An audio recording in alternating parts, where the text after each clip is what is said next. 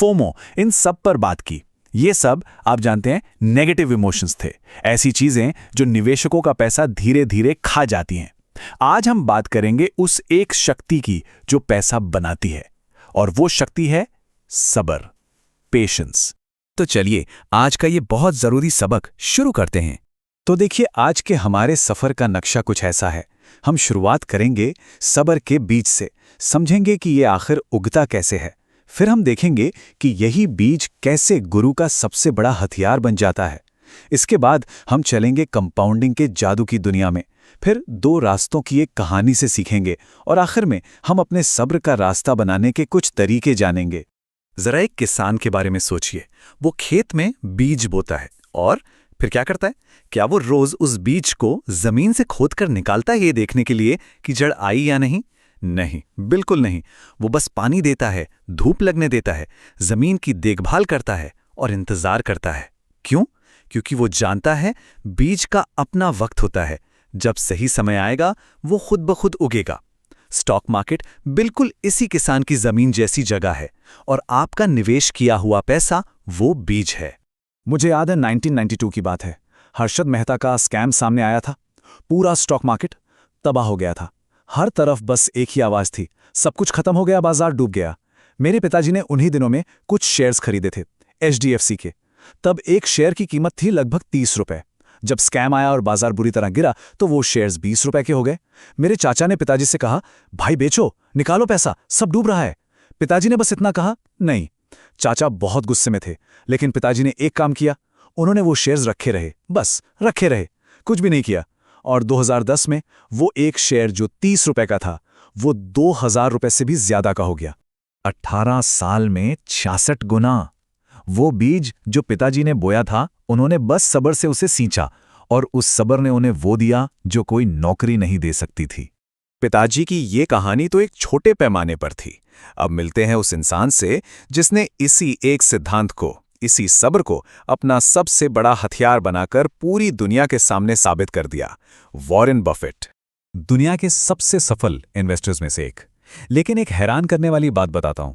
Warren Buffett की 99% दौलत उन्हें 60 साल की उम्र के बाद मिली। जरा सोचिए इस बात को एक बार। उन्होंने इन्वेस्टिंग 11 साल की उम्र में शुरू कर दी थी, लेकिन उनकी असली दौलत 60 साल के बाद बनी। क्यों? कंपाउंडिंग की वजह से। और कंपाउंडिंग का सबसे जरूरी इंग्रेडिएंट है टाइम, और टाइम के लिए सब्र चाहिए। बफे ने एक बहुत गहरी बात कही थी, the stock market is a device for transferring money from the impatient to the patient. इसका मतलब है कि स्टॉक मार्केट एक ऐसी मशीन है जो इम्पेशेंट यानी बेसब्र लोगों का पैसा पेशेंट यानी सब्र रखने वाले लोगों को ट्रांसफर करती रहती है। ये एक लाइन पूरी ट्रेडिंग साइकोलॉजी का सार है। जब एक निवेशक घबराकर बेचता है तो वो पैसा कहाँ जाता है? किसी पेशेंट इन्वेस्टर के पास। जब कोई फोमो में आकर गलत वक्त पर खरीदता है तो वो पैसा कहाँ जाता है? किसी पेशेंट इन्वेस्टर के पास जो पहले से होल्ड कर रहा था। हर बार यही होता है। बफेट ने एक और बात कही, our favourite holding period is forever. ये कोई मजाक नहीं है, ये सच में उनका अप्रोच है। वो किसी कंपनी को तब खरीदते हैं जब उन्हें यकीन होता है कि ये कंपनी 20 साल, 30 साल, 40 साल तक अच्छी रहेगी। तो अब समझते हैं कि ये कंपाउंडिंग आखिर है क्या, और ये पेशेंस के साथ मिलकर ऐसा क्या जादू करता है। एक बिल्कुल सिंपल एग्जाम्पल लेते हैं। मान लीजिए 1 लाख रुपए एक ऐसी जगह इन्वेस्ट किए गए जो हर साल 12% का रिटर्न देती है। 10 साल बाद वो 1,03,10,000 रुपए से ज्यादा हो जाएगा। और 20 साल बाद वही 1 लाख रुपया 9,64,000 के करीब पहुंच जाएगा। और 30 साल बाद वही 1,29,00,000 रुपए से भी ज्यादा बन जाएगा। सोचिए जरा, इसमें कुछ नहीं किया गया, बस निवेश किया और सब्र रखा।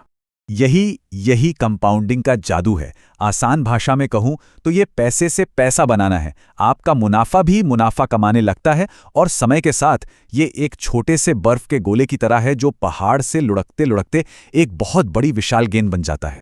एल्बर्ट आइंस्टाइन जैसे वैज्ञानिक ने कंपाउंडिंग को कहा था the 8th wonder of the world, यानी दुनिया का 8वां अजूबा। और वॉरेन बफेट ने इसी अजूबे को अपनी पूरी जिंदगी इस्तेमाल किया। उनकी कंपनी बर्कशायर हैथवे का 1965 में एक शेयर था $18 में, और 2023 में वही एक शेयर $5 लाख से भी ज्यादा का था। $18 से $5 लाख, 58 सालों में। ये कंपाउंडिंग है, ये पेशेंस है। चलिए अब देखते हैं एक इम्पेशेंट इन्वेस्टर और एक पेशेंट इन्वेस्टर की कहानी। दोनों में क्या फर्क होता है? एक इम्पेशेंट इन्वेस्टर 2020 में कोविड के समय आया। मार्केट गिर रहा था, उसने खरीदा।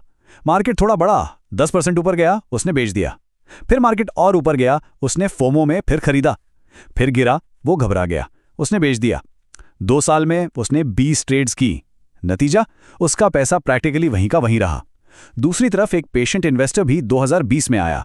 मार्केट गिरा, उसने एक अच्छी कंपनी खरीदी और फिर कुछ नहीं किया। 2 साल बाद जब उसने देखा तो उसका पैसा 2.5 गुना हो चुका था। दोनों ने सेम वक्त पर सेम अमाउंट लगाया।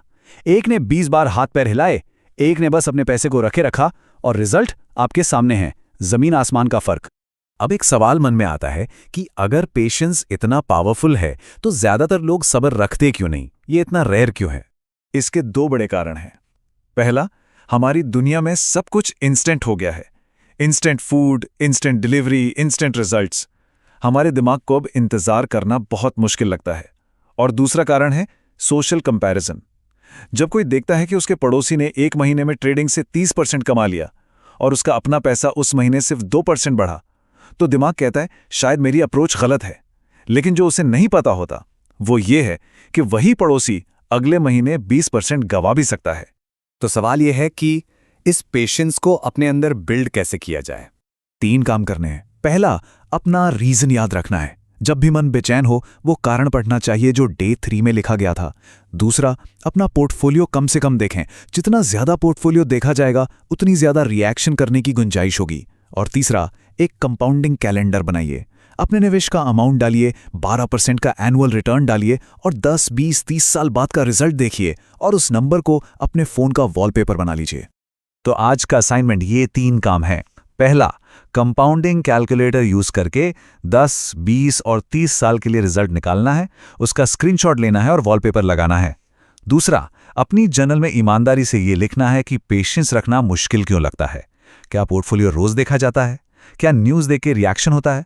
और तीसरा, खुद से एक वादा करना है, जैसे मैं आज से अपना पोर्टफोलियो सिर्फ महीने में 1 बार देखूंगा और कोई भी डिसीजन लेने से पहले 48 घंटे सोचूंगा। मेरे पिताजी ने 1992 में मुझसे कहा था, बेटा डर तो लगता है, लेकिन मैं जानता हूं ये कंपनी अच्छी है, ये देश बढ़ रहा है और पैसों को वक्त देना पड़ता है। वो एक सेंटेंस, पैसों को वक्त देना पड़ता है, ये मेरी पूरी फाइनेंशियल एजुकेशन थी। और आज मैं वही सीख आप सबके साथ शेयर कर रहा हूं। वॉरेन बफेट की वो बात हमेशा याद रखिएगा कि स्टॉक मार्केट एक ऐसी मशीन है जो बेसब्र लोगों का पैसा सब्र वालों तक पहुंचाती है। अब सवाल यह है कि आप किस तरफ रहना चाहते हैं? इम्पेशेंट की तरफ जहां पैनिक है, रिएक्शन है और नुकसान है, या पेशेंट की तरफ जहां शांति है, समझ है और दौलत है? फैसला आपका है।